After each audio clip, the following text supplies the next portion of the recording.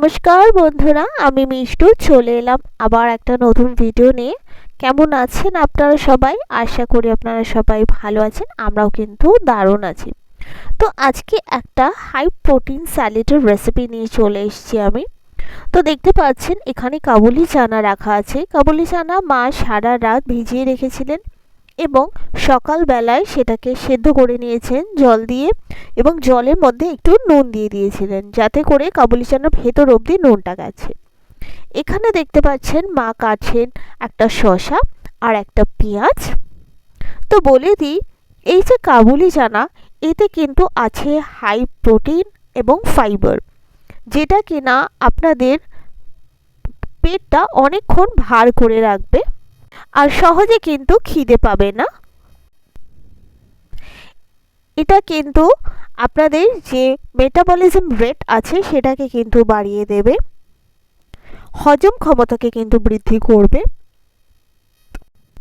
তো ডায়েটের ক্ষেত্রে কিন্তু কাবুলি চানা একটা খুবই ভালো অপশন। এখানে দেখুন নেওয়া হয়েছে শসা। শসা কিন্তু অনেক কম ক্যালোরির একটা খাবার, অনেক কম ক্যালোরির একটা ফল বা সবজি যেটাই বলুন। আর শসা কিন্তু ডায়েটের একটা বড় উপাদান আমি বলবো। শসা কিন্তু পেটকে অনেক ভার করে রাখে।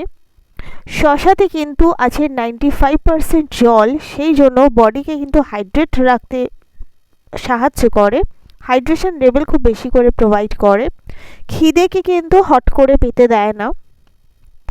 এতে আছে ফাইবার। এরপরে দেখুন নেওয়া হয়েছে পেঁয়াজ। পেঁয়াজও কিন্তু ওয়েট লসে খুব বেশি করে হেল্প করে। পেঁয়াজেও কিন্তু আছে ফাইবার এবং পেঁয়াজও একটা লো ক্যালোরির সবজি। পেঁয়াজ কিন্তু পেট অনেকক্ষণ ভার করে রাখে, মেটাবলিজম রেট কিন্তু বাড়িয়ে দেয়, আর লো ক্যালোরিজ আছে সেটা তো আমি আগেই বললাম। ওয়াটার রিটেনশন থাকলে পেঁয়াজ কিন্তু সেটাও কমিয়ে দেয়। তো দেখতেই পাচ্ছেন এবার একটা বোলের মধ্যে এই সমস্ত উপাদান নেওয়া হয়েছে এবং তার মধ্যে এবার মিশিয়ে দেওয়া হচ্ছে একটু কালো নুন, মানে যেটাকে আমরা বলি বিট নুন।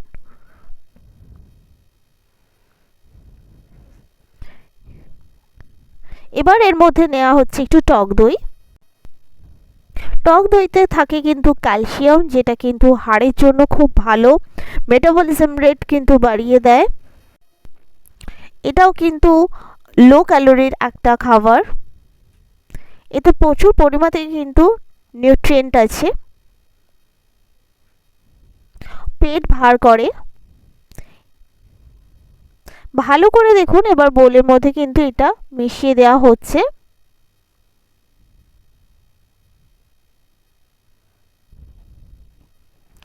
এই হাই প্রোটিন স্যালাড যদি বানিয়ে খান তো ওয়েট কিন্তু অনেকটা কিন্তু কমবে।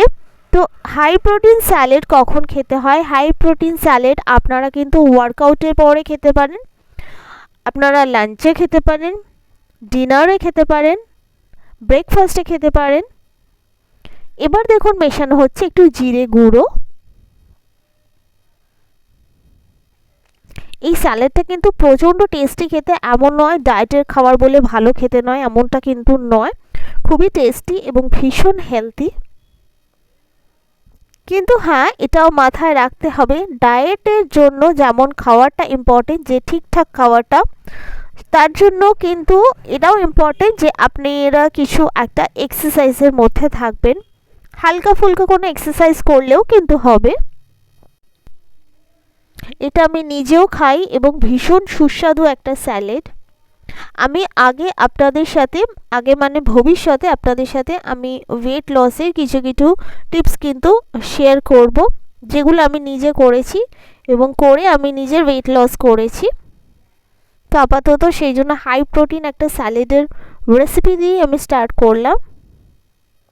তো দেখুন এই হাই প্রোটিন স্যালাড রেসিপি কিন্তু তৈরি, এবং একবার রোদে আপনাদেরকে দেখিয়ে দিচ্ছি, দেখুন কতটা ইয়াম্মি দেখতে লাগছে, ঠিক এতটা ইয়াম্মি এটা কিন্তু খেতে। তো বন্ধুরা, এই ছিল আমার হাই প্রোটিন স্যালাডের রেসিপি। কেমন লাগলো আপনাদের? আশা করি আপনাদের এই ভিডিওটা ভালো লাগলো। ভবিষ্যতে আরও সুন্দর সুন্দর ভিডিও আপনাদেরকে আমি দেওয়ার চেষ্টা করব। আবার আপনাদের সাথে আমার দেখা হবে নেক্সট ভিডিওতে। আর আপনারা সবাই ভালো থাকবেন, আনন্দে থাকবেন, সুস্থ থাকবেন এবং চাইলে একবার এই রেসিপিটা ট্রাই করে আমাকে কিন্তু জানাতে পারেন যে আপনাদের কেমন লাগলো।